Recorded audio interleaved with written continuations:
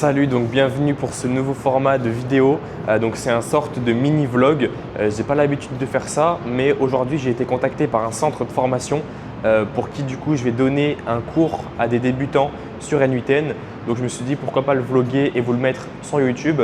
Malheureusement je pourrais pas filmer en continu justement cet appel qui va durer plus de 5 heures, mais je pourrais prendre des extraits justement de cet appel et je vais essayer de prendre les plus pertinents et voir un petit peu ce que ça pourrait donner. Donc voilà. Donc là le but c'est que voilà, ensemble on commence déjà le temps que ça charge à avoir du coup le support que j'ai réalisé. Tac tac tac, donc partager. De toute façon le but là c'est que moi je partage l'écran et qu'on fasse ça ensemble. Voilà, que je vous guide étape par étape. Donc les fondamentaux on va les voir du coup au début sur N8N. Donc de l'interface, de comment ça fonctionne, comment l'utiliser. Et après du coup on part directement sur l'automatisation. Moi je ne suis pas trop du fait de beaucoup de théorie, etc. Juste de la parole. Il faut mettre en pratique. Donc de mon côté aussi et du vôtre. Voilà. En tout cas, c'est la meilleure façon d'apprendre. Là, du coup, on rentre plus dans la partie du coup, justement développement. Ok. Donc avec le panneau à droite. Donc pour ouvrir ceci, il y a plusieurs moyens. Donc soit on clique sur le plus ici, soit le plus qui est ici, soit on fait clic droit, Add Node. Simplement. Donc ça c'est quoi? C'est justement le panneau où on va du coup prendre les nœuds, les différents nœuds. Donc là, c'est un gars qui est architecte et qui n'a pas le temps de créer du contenu sur Instagram, LinkedIn, Facebook. Et donc justement, j'ai créé un workflow qui lui crée ses posts et qui les poste automatiquement sur son compte. Donc là, ce qui se passe, donc comme je l'ai mis sur le Miro, tac, on va du coup avoir donc le trigger. Donc un trigger, est-ce que ça vous parle? Ok, donc vous avez vu le manuel, vous avez vu le schedule et vous avez vu le chat par exemple? Non, on n'est pas allé dans ce détail-là. Ok, de toute façon, on voit la différence. Là, j'ai un trigger justement. J'ajoute par exemple, je sais pas, un nœud code, tac. On a du coup justement une forme qui est différente. On le voit directement et on voit qu'il n'y a pas d'éclair orange. On va avoir celui qui est manuel, d'accord? Donc comme je vous ai montré, pour du coup tester les workflows. Donc on l'aura à chaque fois, d'accord? Par exemple, je vous montre, tac, j'ajoute un nœud code après. Si je l'exécute, on voit que les deux branches, enfin, en tout cas la branche complète, s'allume en vert. Maintenant, le schedule, un des nœuds en vrai qui est hyper important du coup sur N8N. En fait, le schedule, c'est justement un des nœuds qui peut se déclencher du coup automatiquement. À quoi il sert? C'est justement en fait un cron. Je ne sais pas si ça vous parle. En fait, c'est justement un système qui peut se déclencher sur une plage horaire définie. Donc, par exemple, je peux faire en sorte qu'il se déclenche tous les jours à 7 heures ou tous les ans à 8 heures ou toutes les secondes, toutes les minutes. En fait, c'est vraiment pour planifier le déclenchement. Donc, on a vu plutôt la partie trigger, qui est du coup en vrai la plus simple, mais on a du coup une autre partie qui va être en fait les nœuds justement d'action, voilà, dans N8N. Parce que là, du coup, on reçoit l'info, mais il faut justement la traiter et pouvoir exécuter derrière. Donc ça, on a vraiment différents nœuds qu'on va du coup voir justement quand on va créer le workflow. Ce sera beaucoup plus simple que voilà, je vous parle pendant 3 heures justement des nœuds. On a des nœuds de conditions. Donc par exemple, si on fait un workflow avec différentes branches, si on veut choisir si ça part dans une ou dans l'autre, on a du coup des nœuds qui vont justement servir à séparer et à faire de la condition, tout simplement. On a des nœuds aussi du coup qui vont être des nœuds de LLM. En fait, les LLM, c'est quoi? C'est OpenAI, Claude, Gemini. Et ce qui est aussi très fort justement dans l'automatisation, en tout cas quand on débute sur N8N, ça va être plutôt les agents IA. Donc l'agent IA, qu'est-ce que c'est? C'est tout simplement un bloc à part donc de N8N, donc on peut retrouver ici donc dans AI. Et donc c'est AI Agent. Donc là, moi j'aime bien le comparer un petit peu à un humain, d'accord? Donc on a un corps, tout simplement, on a un corps qui est ici.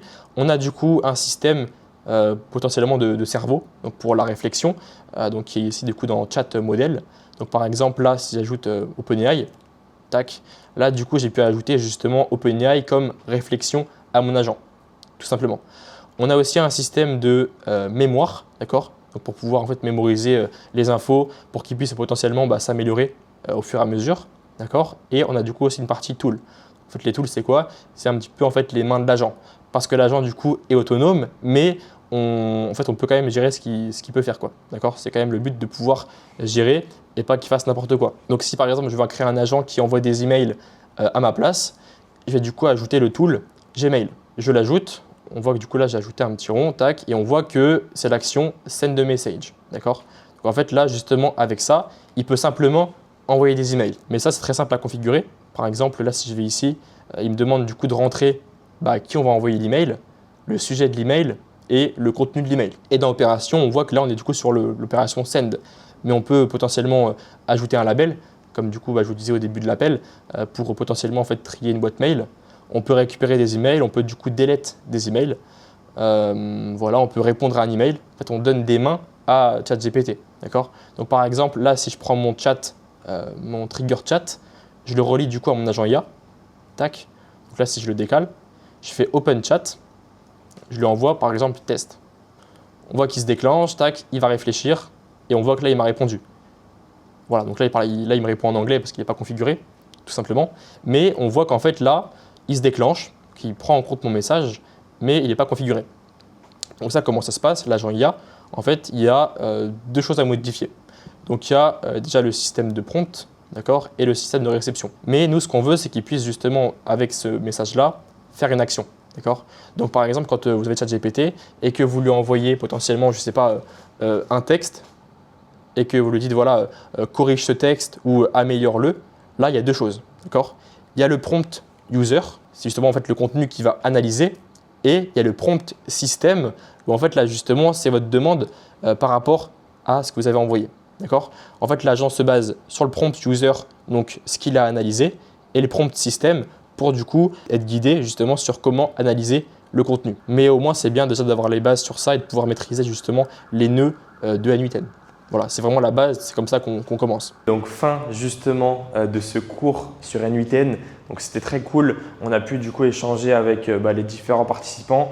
On a pu créer du coup 2 agents IA pour des débutants, donc complètement sur N8N. Bon, c'est vraiment basique, hein. C'est du coup un agent qui va récupérer l'actu et un agent qui va aller extraire des infos sur un PDF. Mais pour une première, franchement, c'est cool. Ils ont pu commencer un petit peu à pratiquer, à comprendre en vrai ce qu'est N8N et comprendre justement l'interface, les triggers, les nœuds. Et donc, il y aura normalement une deuxième séance donc la semaine prochaine, encore de 5 heures, donc pour aller plus loin dans l'automatisation. Donc j'espère que ce format t'a plu et je vais essayer de faire plus justement de vlog. Dès que j'aurai un petit moment intéressant comme ça à vlogger, j'en ferai une vidéo et je la posterai. Donc n'hésite pas à me mettre un commentaire sur ce que tu aimerais voir sur cette chaîne en termes de vlog et je pourrais du coup essayer de le faire tout simplement. Donc voilà, merci beaucoup d'avoir regardé la vidéo et puis on se dit à bientôt pour une prochaine vidéo.